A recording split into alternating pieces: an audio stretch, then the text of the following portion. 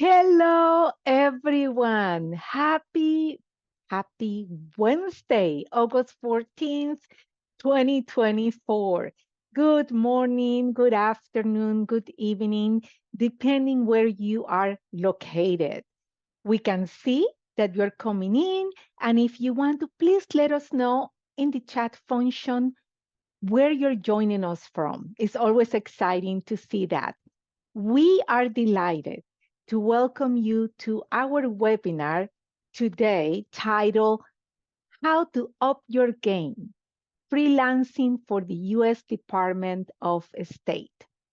My name is Analia, and I will be hosting the webinar today. I am the manager of training and curriculum here at Cross Cultural Communications, the only U.S. training agency for medical and community interpreting, and creators of Blue Horizon, our online training platform for our self-paced and live training programs. Again, welcome to today's webinar. Also, behind the scenes, and he's my partner in crime, is my colleague, Andrew Hall, Cross-Cultural Communication Publications Manager. Andrew will manage the chat and will provide useful information throughout the webinar. Thank you, Andrew. We couldn't do it without you, that's for sure. Okay, before we begin, and as we wait for everyone to come online, I would like to share with you the upcoming fall training schedule, which is available on our website. Andrew will share the link of each training session as I mentioned them. Please remember that CCC will always post all the training on Eastern time zone. Okay, let's start with this Saturday, August 17th. We have a live training online titled, What Happened to You? Healing After Vicarious Trauma. Registration is still open until tomorrow night at midnight. So join us there. I'll see you, right? I'll see you there, hopefully. The next one is on September 14th. It's a Saturday as well. The title is The Interpreter's Toolkit, Concrete Strategies for Improving Ethical Decisions, Reflective Practice, and Session Management. Concrete strategies. I love that. In October 1st, it's a Tuesday night from 6 to 8 p.m. We have Machine Translation Literacy. Wow. Okay, beginning in November, we're going throughout the year, right? Through the rest of the year. We have TCII TOT, Training of Trainers. Our TOT trains and license interpreters to deliver the Community Interpreter International Program. The fall cohort starts on November 4th through November 22nd. Last but not least, on November 23rd, this is before Thanksgiving, people, you still can have a week off for Thanksgiving. We have Interpreting for Forensic Evaluation using a trauma-informed approach. Wow, how interesting. Okay, now let's continue with a few points just to remember right before we start the webinar. The webinar presentation will last between 40 to 45 minutes, and we always have 15 to 20 minutes time for Q&A to answer hopefully all of your questions, at least most of them. During the webinar, please keep the Q&A feature open and use the Q&A to submit your question to our presenter. For other questions for us here at Cross Cultural Communications, please use the chat feature instead. And if you want to, for everyone to see your comments, please remember to set your chat function on everyone. Lastly, if you want to stay on after our presenter leaves, At the end of the hour, please, you may able to stay and chat with Andrew and me, and we will be happy to answer any questions you may have about both cross-cultural communications and a Blue Horizon. Now, I know exciting news, right? This webinar has been approved for CEUs. This is important to remember. 24 hours after the webinar, attendees will receive an email link to download their certificate of attendance. It will go to the same email you used to register for this webinar. If you don't see it, do not panic. Please check your spam or junk folder to see if it's there.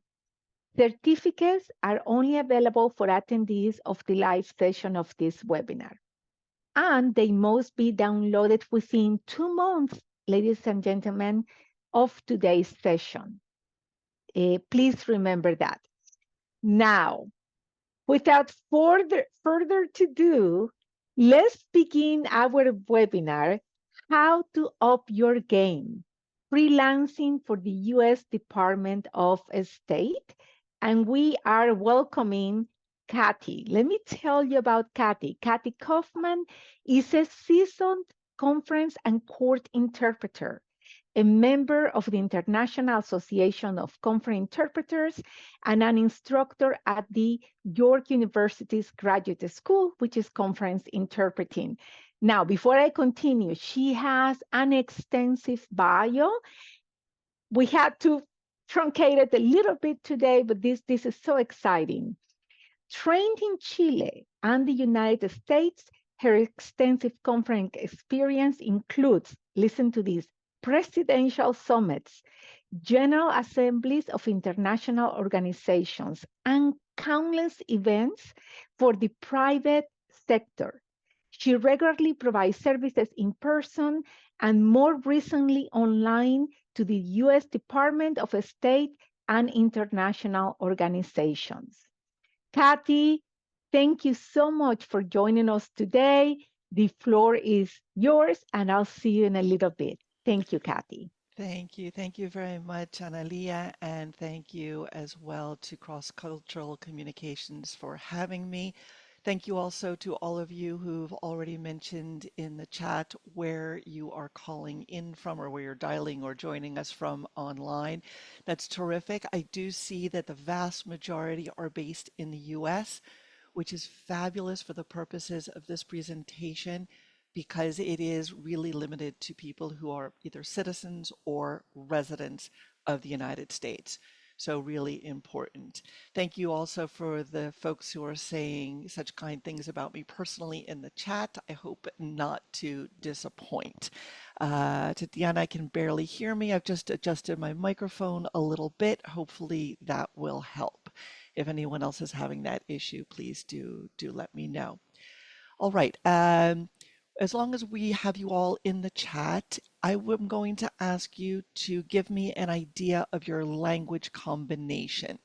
I'm going to ask our Spanish interpreters to hold off.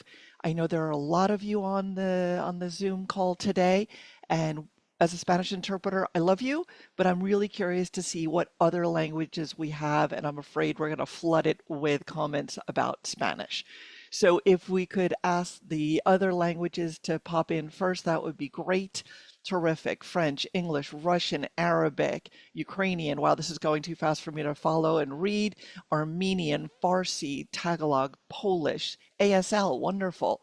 Vietnamese, Portuguese, Korean, Thai, Laotian, beautiful. This is wonderful. Mixteco, terrific.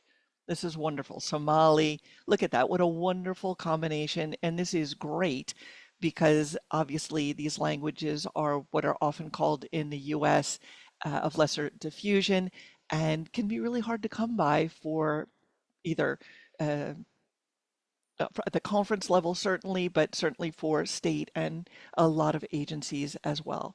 Wolof, terrific. All right. So on that note, let me begin sharing my screen and talk you through this so that you can learn a little bit more about how all of this works. And if you will give me just 1 second, I'm going to try to align my own screen so that I can follow along as well. Just a couple of quick adjustments so I can keep both the chat and everything else open. All right. So I see we have a raised hand, Jackson. I'm not sure if that's intentional or not, but we'll come back to that in a little while. Hopefully you can resolve or whatever that is on your own. All right. So how to up your game working for the State Department. All right. First of all, I know that there was a very extensive bio and introduction that was given. Obviously, there is, sorry, I'm dealing with two screens here, and for some reason, I can't see my own presentation today, which does make it a challenge. So apologies if I'm looking over to my left a little bit so I can check out my own screen. You know, it's one of those things, you've done this a million times, and then something changes, and it's not the same. In any case, so just a few words about me to supplement what was already said. I am a conference and a court interpreter. I've had the honor and pleasure of working with a very broad range of clients. Some you've heard of, some you haven't. I've spoken at conferences and worked for artists. I've dressed up, I've dressed down, I've worked with law enforcement, I've walked on the beach with Supreme Court justices, I've stood behind Secretary Generals of organizations, and you might recognize a couple of members of the British family in these photos. Disclaimer, however, who I am not an employee of the US federal government. Anything that I say in this presentation is my opinion, my view based on my experience. It does not necessarily reflect the official policy of the position of the US Department of State or any other federal entity or agency.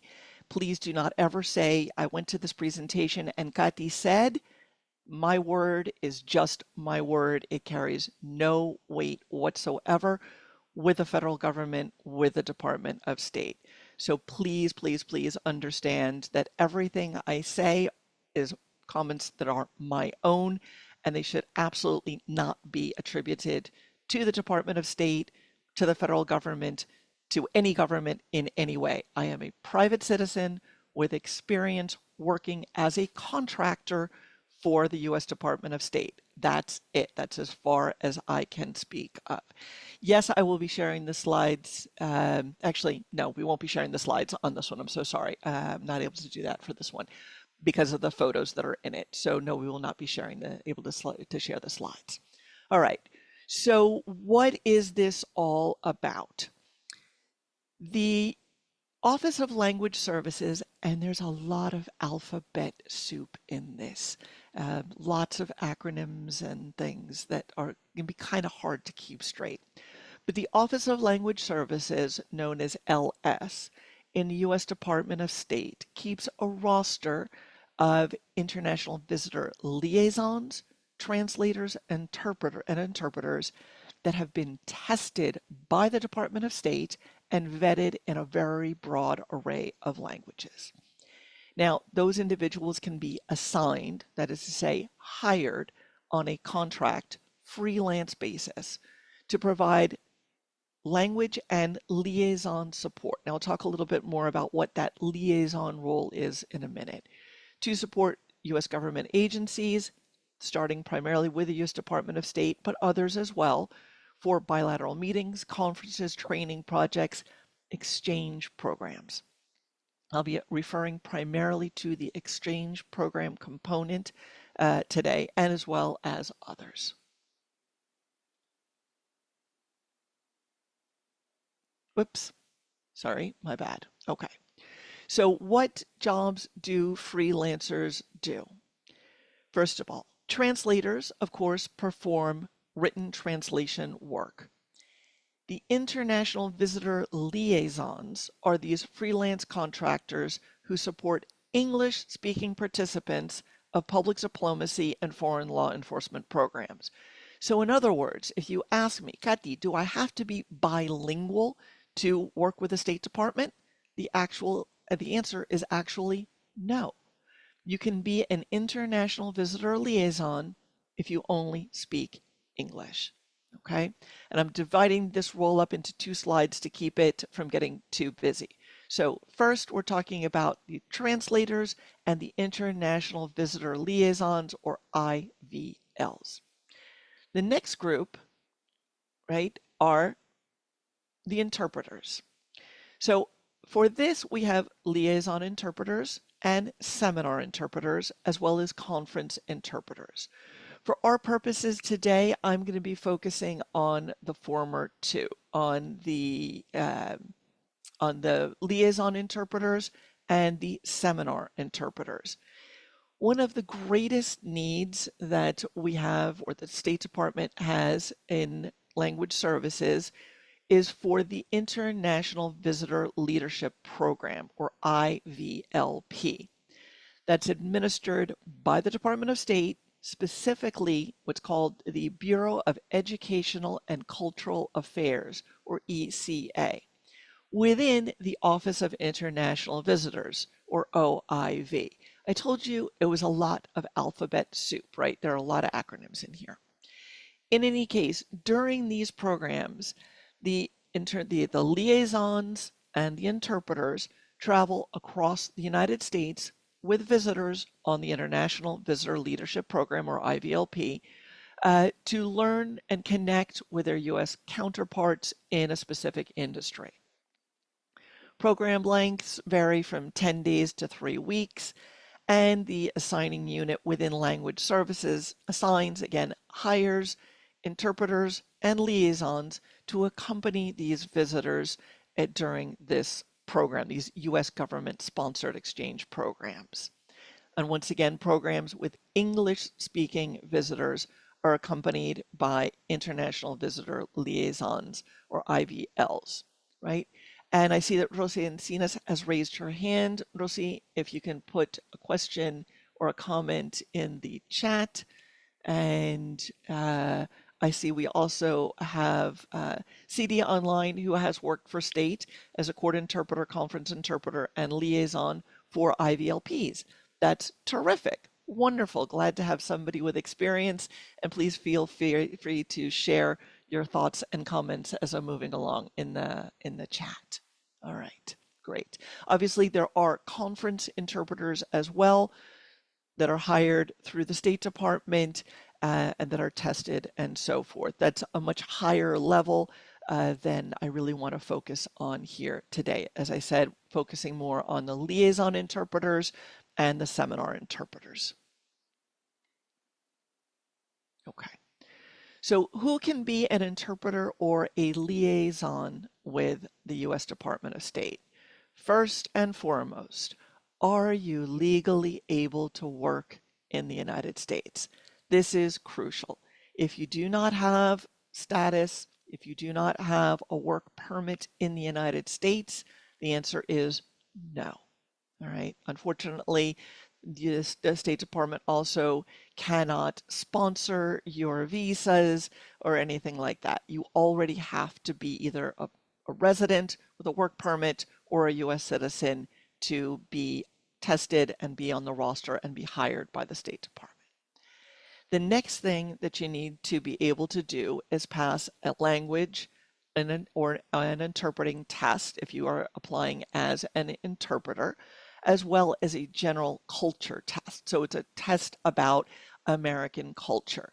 You might be asked to describe the I don't know, how the Electoral College works, things that visitors often ask. You know, why is the U.S. so dependent on automobiles?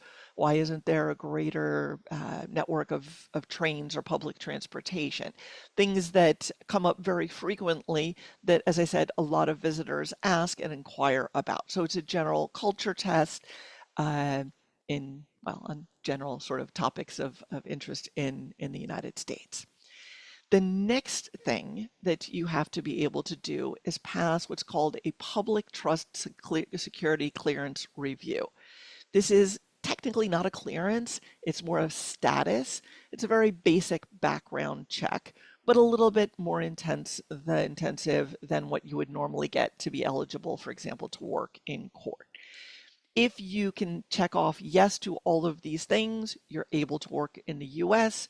You can pass an English language test and or an interpreting test and your general culture test and be approved for security, public trust security, then yes, you can likely be an interpreter or a liaison, or both. So what does it mean to be a freelance contractor with language services? First of all, you're freelance, right? You're hired on an as needed basis. This is not a full-time job, and assignments are not guaranteed. Going back to the question of the cultural test, is there a guide to the general culture of the US? No. But it's sort of, I would say it's more or less sort of high school level knowledge, uh, maybe early college sort of knowledge of US culture. You're not expected to know every artist or anything like that. And I do not actually have material to prepare for the cultural test. I'm sorry, I do not. I do not. Um, Okay, so going back, assignments are not guaranteed. You can be on the roster and not get hired for a very long time. And the process is quite protracted. If you send in your application, you may not hear back for quite some time. Languages, state looks at what they need, what is in demand, and will test people based on that need or that demand that they may have.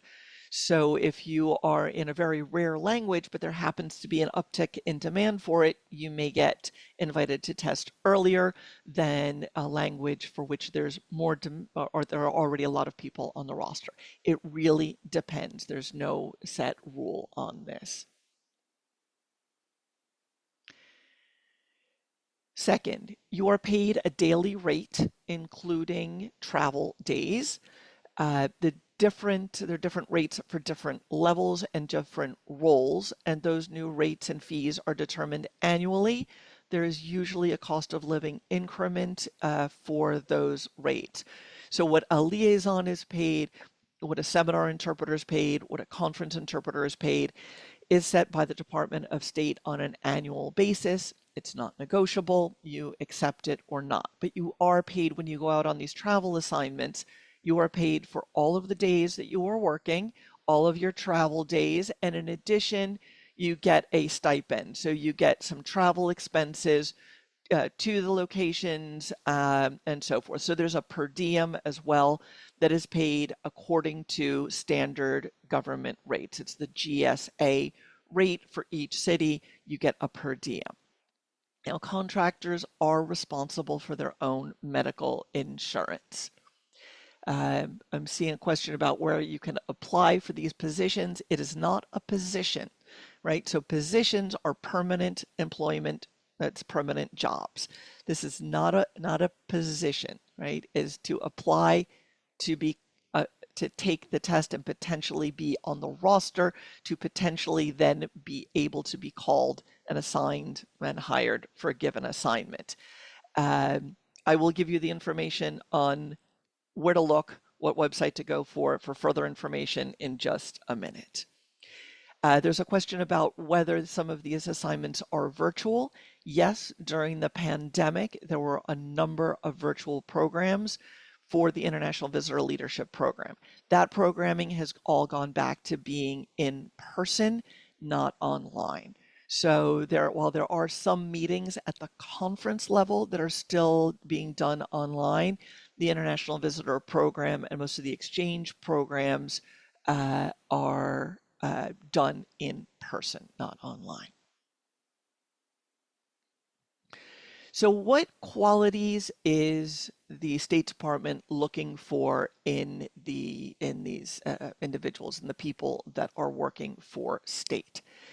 First of all, there are a lot. If you look at the documents and the stuff that's available online, you will see a much longer list of the qualities and the requirements to do this job and do it well.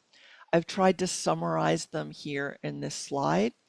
First of all, a collaborative approach. This is absolutely a teamwork thing. The liaisons are there to facilitate language and to assist, to help and make sure that buses arrive on time, that everybody is in the local is where they need to be. They make sure that hotels are confirmed.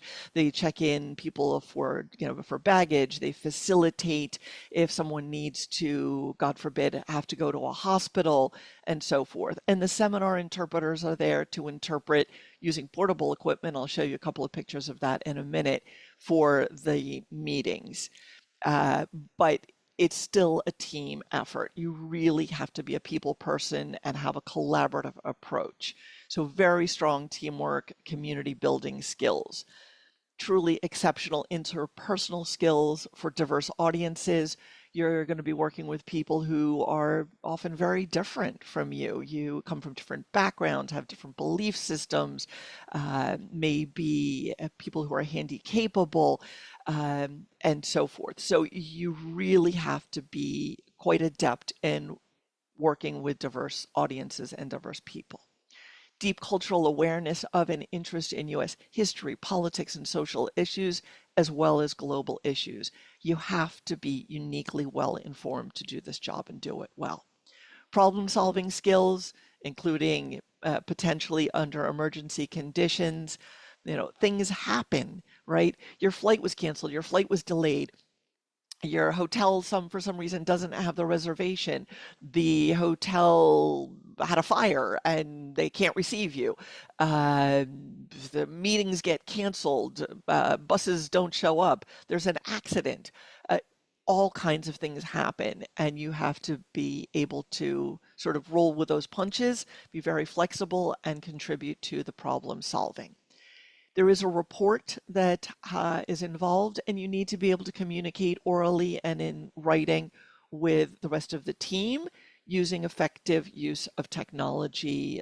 There's a WhatsApp group, often several, and so forth. And of course, for these, you do have to be available to travel. For these travel assignments, sine qua non, you have to be able to go on the road for a week, 10 days, 3 weeks for these types of international visitor program assignments. Is the cultural awareness test multiple choice? No, it's more of an interview format, and you're asked a variety of questions. Don't fret about the cultural awareness test, please, folks. Most people who've lived in the US for some time or who went to school here are able to answer most of these questions in a fairly straightforward fashion. I mean, think about it. If you have family that comes to visit you in the US, what kinds of questions do they ask? Oh, everybody here drives on the right side of the road. Oh, that's interesting, right? What other questions do your family members ask you when they come to visit? That's the kind of question that you're likely to get asked on a cultural awareness test, because that's the kind of question that first-time visitors to the US have. So think about it. Google it. What are the 15 most often asked questions for first-time visitors to the US? That's likely to give you a pretty good idea of the kind of thing that's on that. Worry more about your interpreting skills and your ability to do consecutive and simultaneous than the cultural aptitude test, honestly. All right. Do you have to be based in the DMV, the District, Maryland, Virginia area to be a liaison interpreter? Absolutely not. I will get to that in a moment. There is a question about the pay range. We can talk about that in a little while as well. City or county that's more advantageous to work for the State Department? No, because these are travel assignments, so you can be anywhere. And I'm not sure, Lien, you're asking, can the DLPT results be acceptable for the language test exemption? I'm not sure I understand the question. If you could specify a little bit more what you mean by that. But for the interpreting roles, there is an interpreting test that is administered by the State Department to qualify you and ensure that your skills are up to the level required by the State Department. Diana's asking how you can keep yourself informed about global issues. Read the paper. That's the easiest way to know what's going on in the world, and read the paper in and listen to the news or listen to the radio if you are working with populations from other countries as well. As a Spanish interpreter, 20 some odd countries speaking Spanish, it's hard to keep up with everything that's going on in the region, but making a good faith effort to do that is very important. And once you are assigned, you'll know eventually where people are from, and you can sort of dig into greater depth about what's going on in their region as well, to help facilitate understanding of the differences. So in sum, what are these qualities that language services is looking for in potential interpreters and liaison? People who are professional, flexible, discerning, resilient, resourceful, proactive, patient, caring, warm, and friendly. Easy, right? We're all like that. Of course we are. We're interpreters, right? All right. Uh, I know this sounds like a lot, and it is a lot. And you would think that, we would get paid gazillions. Not necessarily so. I will come back to that in a moment. Again, there are different pay scales for different roles, and that is published and circulated by state on an annual basis. All right. So what assignments are available for the international visitors and liaisons? Again, focusing specifically on the International Visitor Leadership Program, the IVLP, which has the greatest need for language services contractors. Sorry, I'm getting a question in the chat. Can you see my question? And I'm not seeing your question, Ayan, unless you posed it as an anonymous attendee. There's a question about the usual working schedule in terms of working hours, especially when traveling. I will get to that in just a minute. All right. So, the first thing you need to know about the International Visitor Leadership Program is that it is the premier professional exchange program. I guess calling it an exchange is a little bit of a misnomer because it really is an invitation for people to come to the US. People aren't going from the US back to other countries on this specific program. So it's more on the US receiving end than an actual exchange.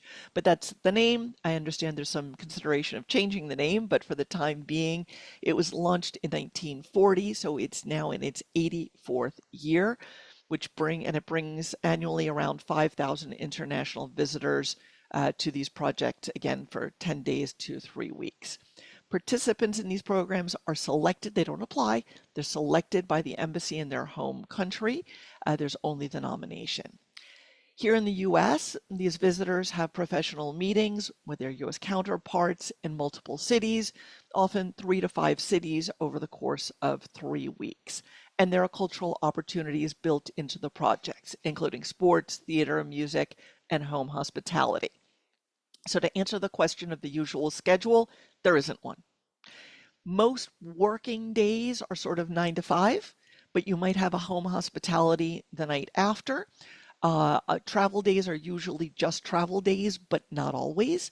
So those can be really light or they can be a little more intensive depending on what happens. Generally, the interpreting is 6 to 7 hours a day. You're not necessarily interpreting 6 to 7 hours a day every day. There are these cultural activities. I'll show you some pictures and things from different assignments in just a moment. What Ayan posted earlier, the question is, what if you have 13 years of experience and obtained security clearance? It depends on your language and your language combination and what level you're testing for. Those are determinations made by the State Department, and I can't give you a straight answer on that because, as I said, I don't work for state. I have absolutely no skin in that game. I don't know how state makes those decisions. I understand it's a question of what there's a demand for and your skill level. So that is that. And city where the test's located. Tests have traditionally been given in Washington, D.C. However, they are now doing a testing program online as well so that you can do your language tests from different places around the United States. So, what is the life cycle of one of these assignments? Generally, you're offered an assignment 4 to 6 weeks before the project starts. uh, and you can accept or reject. You do have to be available for the whole project. If you're not available for, 3 days, unfortunately, they generally will not assign you. There may be exceptions for particularly hard to find languages, but the general rule is you must accept the entire assignment. There are some that involve something called a split city, where if it's a larger group, they may send 10 people one direction, 10 people to another for a week, and in that case, they would hire additional people to do that. So the next thing that will happen is usually a pre-programmed team meeting, usually 2 days before the project start date. You are paid for that day for the meeting as well. The duration of the assignment, as I said, usually 10 days to 3 weeks. And after the project, you have to complete a financial report and sometimes a program report. One of the liaisons or the interpreters will be assigned to write a report about how the program went, referring to meetings that people particularly enjoyed, ones that didn't go quite as well, just sort of general things. It's not who said what or exactly, it's not a play by play. It's a very general report. So there's a short report, a long report, and two different people will be asked to file those. And if not, you just have to file your financial report, and that's not particularly difficult, but it does take a little bit of practice. All right, whoops. All right. So again, talking about what a day in the life of an IVLP interpreter or liaison is like. Here are a few pictures from different events and different programs that I've worked on personally. On the left, you can see a photo of the US Capitol, of the Congress building. The interesting thing about this is that I took it on the steps of the members only entrance, not the public entrance, the members only entrance. And that was because we were accompanied by a member of Congress who took us into the members only entrance, and we were able to see parts of Congress that you can only go into when you're accompanied by a member. We met the Speaker of the House inside the Speaker's private meeting area, which is really neat. These are areas that aren't open to the general public, and it's cool. You get to see these things and go to these places on IVLPs that you wouldn't ordinarily get to go. Some of you may recognize the southern border, the so-called wall. Looks a little more like a very big fence right there. But again, this is taken actually in that no man's land between the border and the wall. Again, one of those places where most folks don't get to go. We were escorted here by CBP, so we were able to do that, and I'm there with my colleague. Another one out in Denver, joining a informal meeting in the hall. A city council member very kindly agreed to speak with our delegation of politicians about being a city council member who was confined to a wheelchair, which was an impromptu conversation, and it was absolutely wonderful. So not everything happens in a formal meeting space. And as I said, there's some cultural activities. Sometimes you're absolutely forced to eat Texas barbecue. You know, it's awful. Not really, especially if you really like Texas barbecue. As you can see, I was enthusiastic. And two of our participants on a lovely sunset tour in San Diego. CD, there's a question. Where can you find the test online? You don't find the test online. You would be invited to sit for a test, and this is an invitation after you, I'll get to this in a moment, where you can find the information to actually send this out. All right, so here's what you all been waiting for. are you ready to apply? Because this is just, it's so much fun. And, you learn so much and it's exciting and you get to work with crazily interesting, fabulous people, both the visitors and your colleagues. You get to go to all kinds of places. I have a trip coming up in IVLP in October. I'm going to Albuquerque. And I don't know if there's anybody in the chat online joining us from Albuquerque. I've never been to Albuquerque. We're going to Albuquerque and Santa Fe. Awesome, right? I've never been there. I get to go there and I get paid to go there and I get paid to go there with a bunch of amazing people. How cool is that? All right. So, from the timing estimate, if you're ready to apply, the first thing you have to do is explore the language services website and check out the FAQ. This is incredibly important. Let me put a couple of these links in the chat. Give me just a second. So one of them is this, right? So the freelance linguists information and the FAQ, the FAQ for the State Department for International Visitors and Liaisons. The first thing you have to do is read through all of this. Consider your availability. Can you be out on the road for 3 weeks at a time and how many assignments a year you might be able to do? Read. Please read carefully and completely fill out the application form that you will find online. Prepare your resume, right? Send in your language services application form and resume and be prepared to wait, okay, before you're contacted for the test. The office test based on its changing needs, as I mentioned a moment ago. I have absolutely no control over that. And the second link is not working. Huh, that's interesting. A second. Uh-huh, I see it is not working. Yes. All right. So unfortunately, that's funny because I just copied that the other day and it was. So there may be an issue with the website. Thank you for letting me know. If you just scroll through it and keep looking for you should be able to get there from the freelance linguists dash OLS site. You should be able to find it. If somebody who is not actually the active speaker right now could see if they can open it, that would be great. Vicky Andrade Nichols is saying it did work for her. Okay, awesome. But if somebody can find it and post that in the chat, that would be a wonderful contribution to the conversation.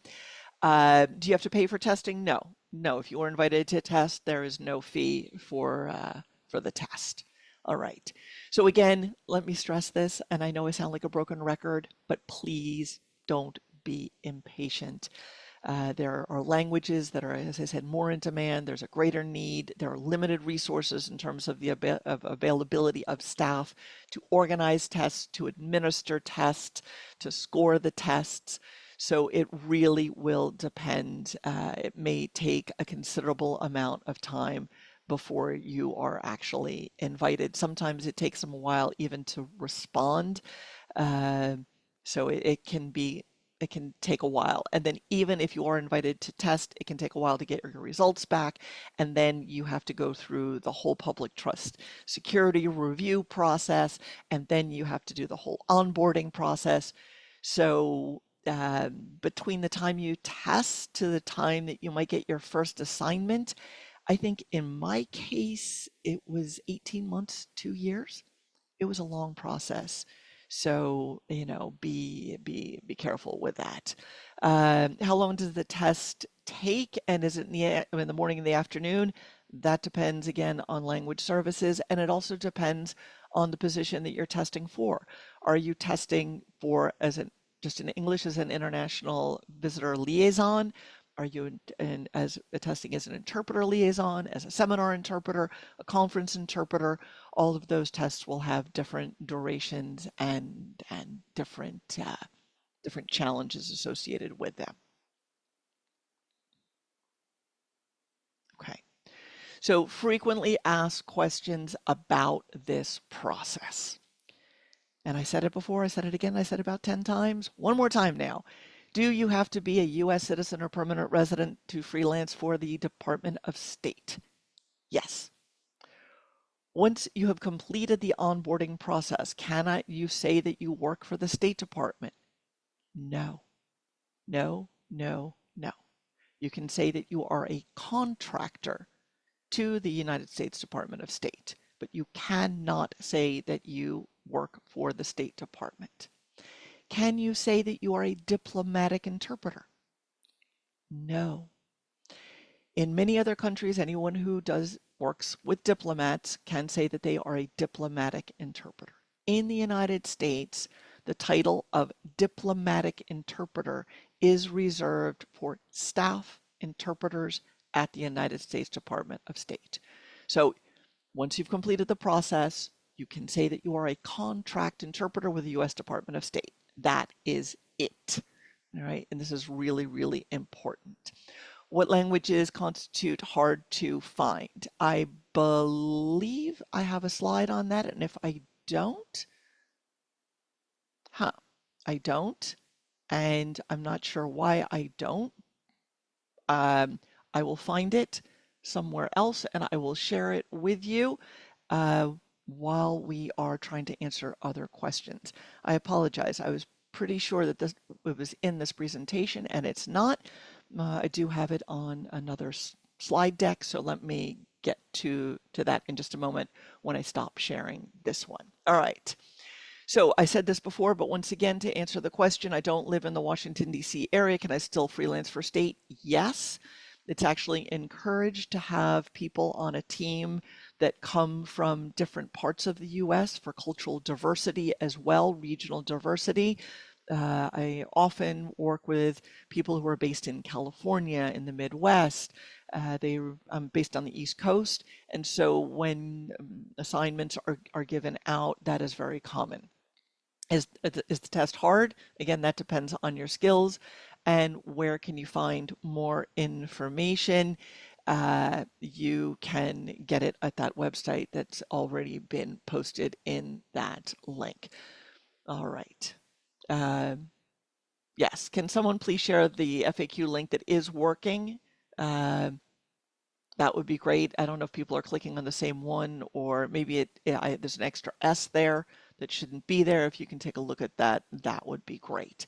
So on that note, I'm going to stop sharing and look for that list of in-demand languages, and we'll take any more questions that may pop up. And Aaliyah, maybe you can help field some of those questions while I'm looking for that list. And I Sure. apologize for leaving that out. Not sure quite how that happened. One of the questions, I think you answered most of them, Katty, but a question that I see here is if I can only travel in summer, is that okay or not so feasible?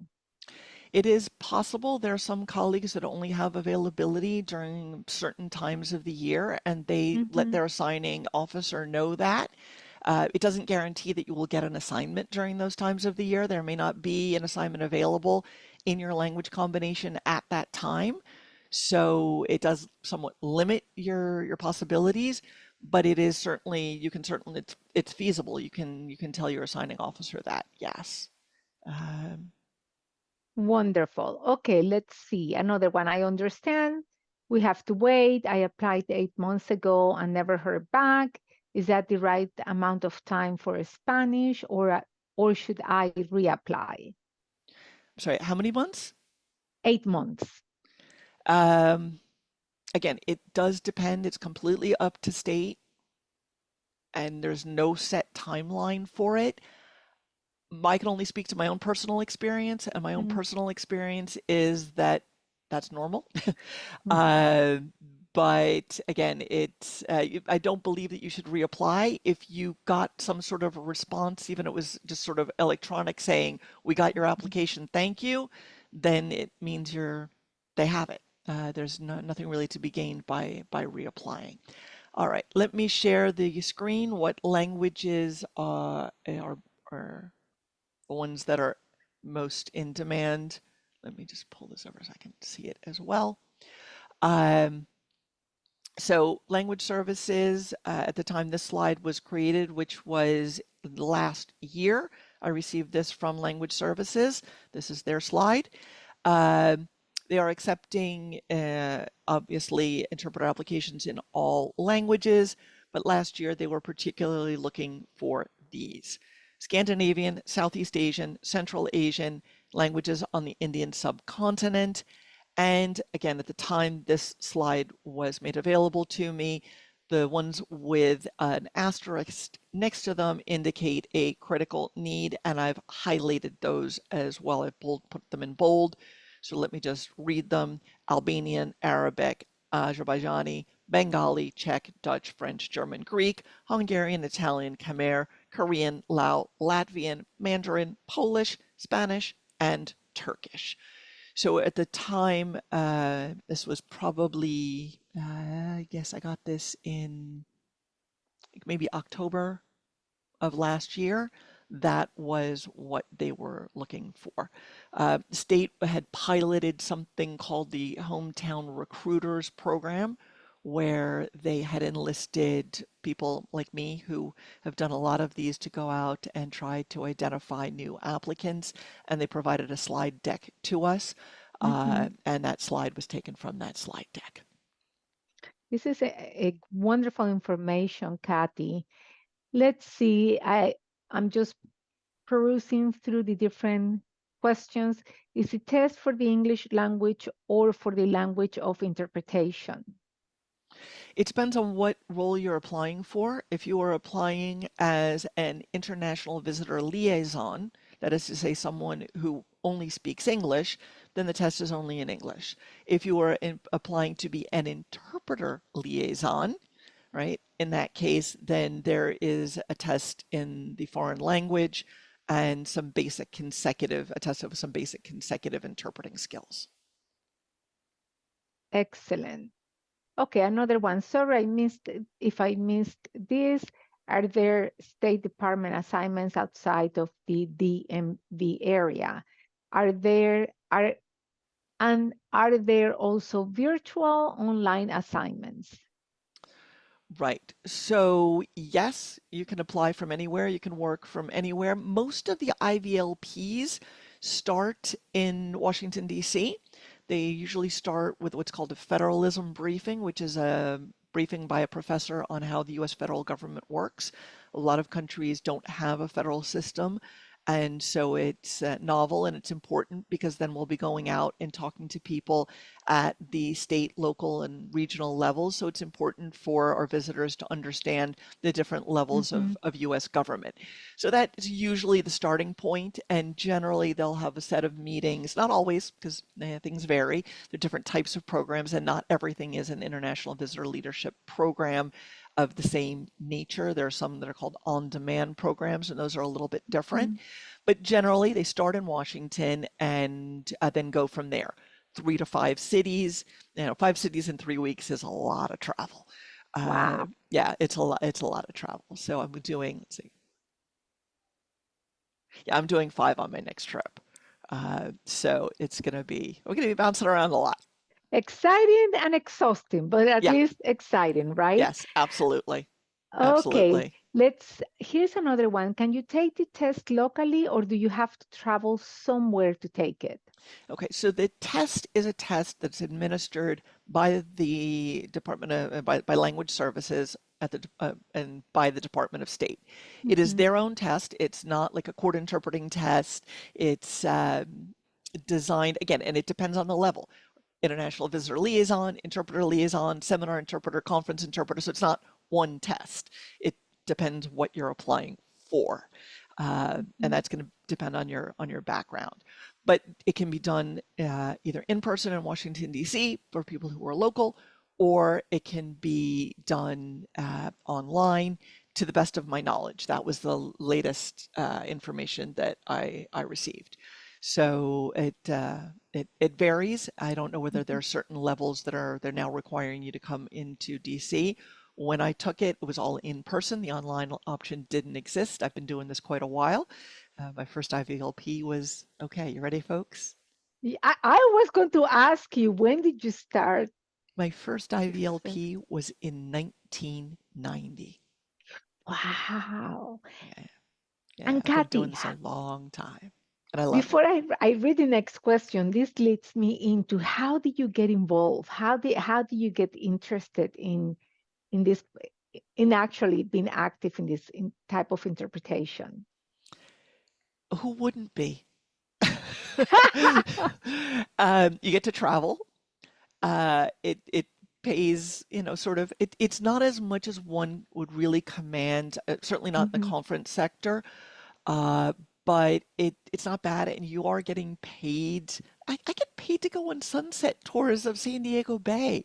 Come on, really? Oh, You wow. know, yeah, there's a lot of hard work. It's not all just, tourism. You work Yes. very hard. Sometimes it can be really challenging. You're standing there with portable equipment. Sometimes the audio quality isn't that great. These days, people say, "Oh, and we're going to have so and so joining us online," and you're going, "Oh my God, I'm sitting in a room with portable equipment. I've got the audio coming in Hmm. through a Zoom call. Somebody just shoot me." Right? It's definitely challenging, but it's incredibly worthwhile. Again, the pay will depend on what your role. I don't want to give you specific numbers because it also does change from year to Right. year. The conference rate is absolutely competitive generally with the general conference rate in DC for at least for Spanish. It may not be for other languages.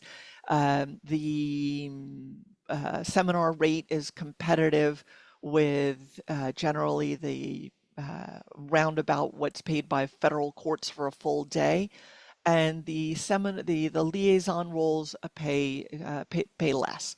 I actually think personally, again, don't quote me, don't to the State Department on this. I'll probably get in trouble, but I think they're underpaid given the level of responsibility that they have and the demands of the job. Oh, I would agree with you, Kathy. Absolutely. Somebody had a question on the chat about the equipment. Do they provide the equipment, or do you have to be prepared to carry the equipment with you? One of the simultaneous interpreters will be assigned to carry or to be responsible for the equipment. State will Mm, send you State Department equipment. And there are trainings, once you've been onboarded, there are a bunch of trainings that are now available online that you can take to learn to use the equipment, to better understand the role of the mhm. interpreters, of the liaisons, and so forth. State hosted a series of online courses during the pandemic that were recorded, and those trainings are available for people who are just joining the roster, which I think is really, really helpful. You don't have to learn by doing, as we had to do back in the Well, 90s. exactly, exactly. Okay, let's see. Any resources we can consult to help us to prepare? Any idea how much they pay, like a range for interpreter liaison?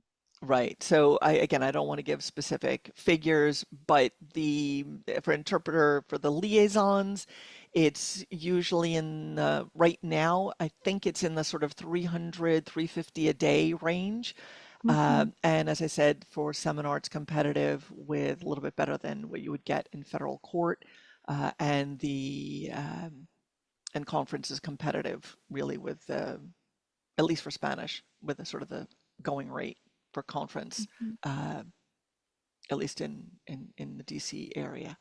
Um, there was a question about a second interpreter. Yes, absolutely. You're never sent out on one of these trips alone. Are you kidding? No, there are always, when there are simultaneous interpreters for the seminar interpreters, there will always be two. There could Good. be more, but at least two. And Mhm. depending on the size of the group, if it's fewer than seven, a liaison is not assigned, and the simul interpreters have to do it all. No, we do not get paid extra when you're doing somebody else's job. You get the same amount, but it's, 6 or 7 people. It's not the end of the world, especially if you have a good group. Mhm. And for anything more than that, there's at least one. And for larger groups, there will be two interpreter liaisons assigned. Yeah, I think that's smart to have the extra people. You never know, right? Yeah. So, for example, if you have a group of 20 visitors that are expected, you'll have a team of probably have at least two simuls and at least two international visitors or interpreter liaisons. Excellent. I do see that we're just about to come up on our 12:30 mark for our Yes. hour, and I don't want to hold anyone. I'm happy to stay for a little bit more if people have additional questions, but I think you have some announcements, Analia, so why don't you go ahead and do that, and we can continue the conversation if folks want to stick around. Well, the announcements, I already had them, so I can still ask you a couple of questions. There is one Sure. here. I have worked as a contract court interpreter for a couple of years now, and I usually get assignments from court administrators, so I haven't really developed relationships with many other interpreters. Any suggestions on who to ask for references? Okay, that's a little off topic, but I think the best way to do that is to become a member of your local association. There Mm-hmm. are so there's the National Association of Judicial Interpreters and Translators, NAJIT. There's the American Translators Association that has local chapters. So reach out, join if you really are going to be a professional, you should join your Yes. professional associations, and that's really the best way to network and meet your colleagues and get your continuing education. I mean, CCC is great, but there are a lot of also very, language specific or activity specific trainings that are out there that are really important to keep up your skill set. So yeah, I would say Kathy, that's the best way yes. to meet your I colleagues. I couldn't agree with you more because when one is part of an interpreters association, it is amazing how much we grow, but also you meet so many other colleagues in the profession. And again, that's a wonderful way of networking. Another question here is, do contract interpreters need to have insurance? Yes. I mean, you need to have your own medical insurance. State, you are a contractor, so your Hmm. medical insurance is on you. You do not need error and omissions uh, insurance. That is not a requirement. Hmm. Ladies and gentlemen, again, the webinar is formally over. If people would like to stay, you may stay. Kathy may answer a few more questions. You will receive your certificate of completion if you have attended the entire time from beginning to end. Let's see here. I have another question. I am a Turkish interpreter. However, I have not heard back after the initial inquiry. Is there anything I should do? Unfortunately, no. It's just a question. It's a waiting game. As I said, Hmm. the state really, they're looking at your resume, they're evaluating their needs, the demands, and so forth. It is absolutely up to them. I'm not aware that there's anything that you can do. Okay. Is there an age limitation to do this job? That's a really good question, and I don't know if there is formally. Mm-hmm. Certainly there you have to be able-bodied. You have to be Mm-hmm. able to, go upstairs, go downstairs, be able Yes. to deal with fairly long days, scramble onto, get on boats, get off of boats, move around.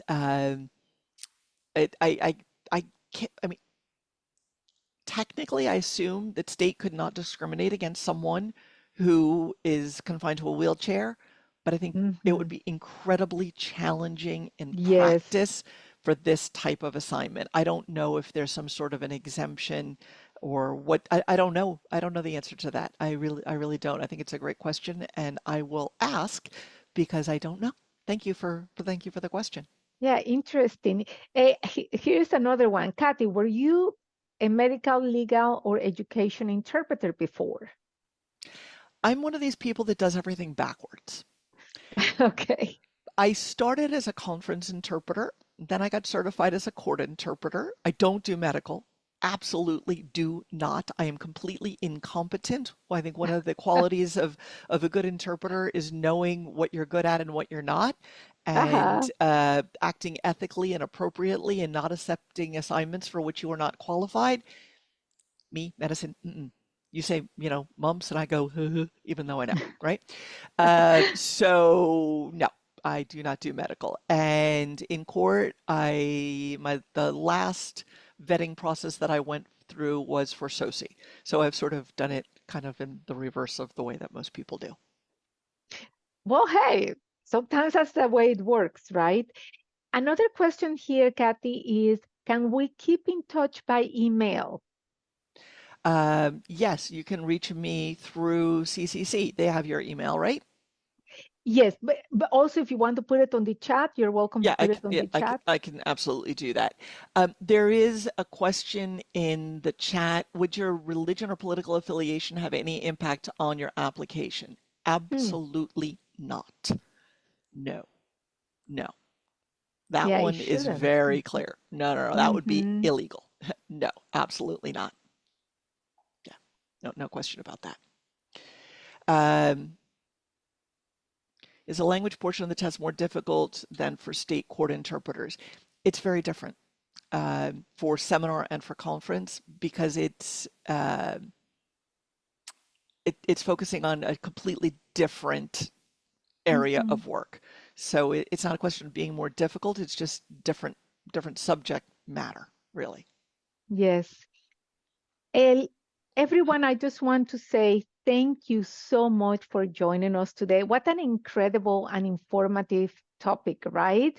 Again, if you, for whatever reason, you need to go, you will be getting the link where you can download your certificate, and it will take you as well to the recording of the video. If you've been here, we're so excited that you were able to join us today.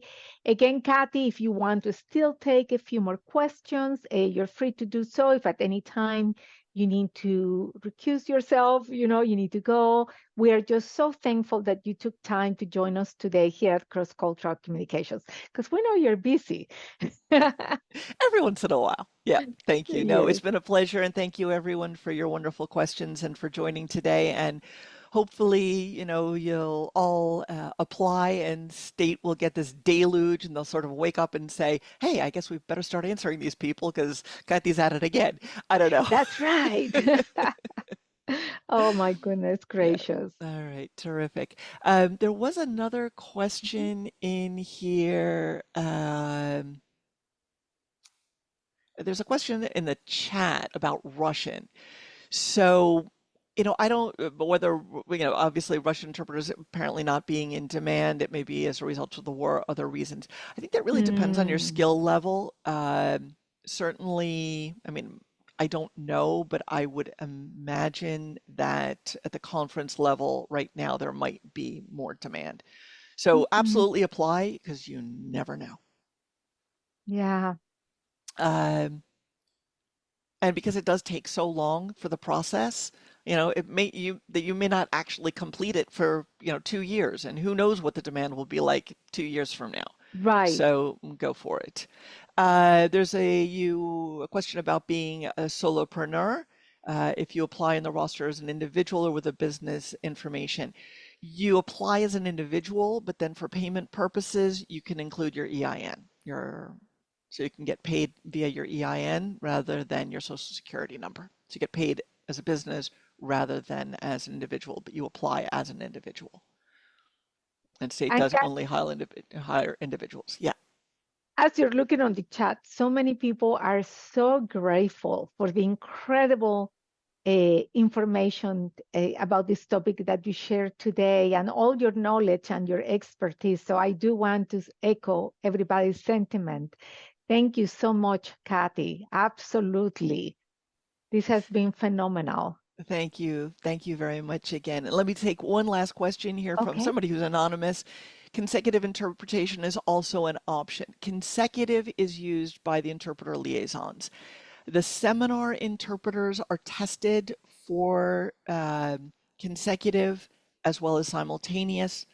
You may be called upon to do long consecutive as a seminar interpreter, but most of the work is simultaneous. And to be a seminar interpreter, you must pass the both the consecutive and the simultaneous portion of the exam. Excellent. Thank you so much. All right. Wonderful. Again, thank you everyone Oh, for thank joining, you, for staying. Kathy. Thank you to Analia, to Cross Cultural Communications. Thank you for all the Our wonderful work you pleasure. do in training everyone across the board. I know you have your niche in, community and so forth, but you Yes. guys are absolutely awesome. I love working with you and Oh, I love thank the work you you. do. Utmost respect for all the publications and the manuals and the tremendous work that you do. So thank you for that as well, helping to move the entire profession forward. Thank you. Awesome. Thank you so much, Kathy. And this is a see you later. We never know when we may be in touch, right? Absolutely. And I look forward to seeing all of my Spanish colleagues that are on here on an upcoming IVLP, probably in a couple of years, Awesome. but absolutely look forward to working with lots of you. It's wonderful. Thank you so much, Kathy. Thank you. And have a wonderful rest of your day. And for everybody else, again, thank you so much for joining us today.